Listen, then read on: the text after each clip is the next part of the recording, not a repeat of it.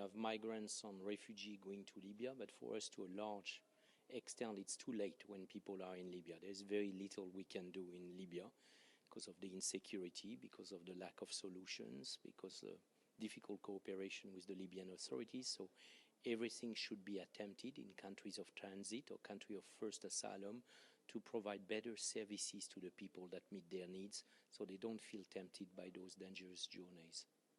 You said that one area that's being neglected at the moment are softer measures. What does that mean? There's a lot of soft programming, what I call, relating to education of refugees, recreational activities, vocational training for refugees. Every time we face financial difficulties, we tend to cut those programs very quickly. But we forget that 80% of the refugees in Africa, they stay in their country of first asylum. So neighboring their country of origin, because one day they want to return to their country of origin, to their commune, to their village.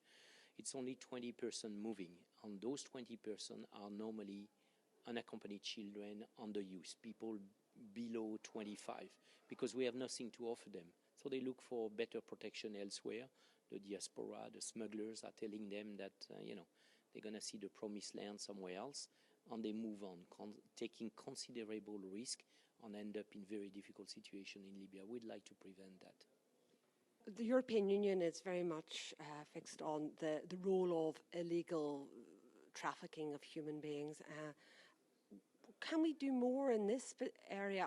Can this be stopped, or is it mainly a question of dealing with the root causes for the migration itself? Well, this morning I've been talking about the routes the slave trade was taking in the 7th century, more or less the same routes that are used by migrants and refugees today. So unfortunately, you have always people that have tried to seek profit from people in precarious conditions, exploiting them on those routes leading to Libya or leading to Morocco or even sometimes on the European continent.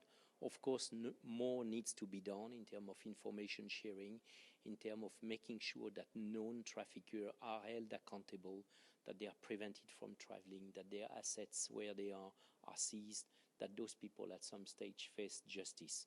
But also a lot more need to be done for the victims that are often very neglected, fearful to complain.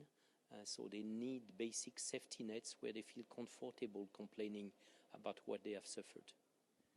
The European Union gives a lot of support to UNHCR. Should they be giving more support? And what else can they do to alleviate this situation?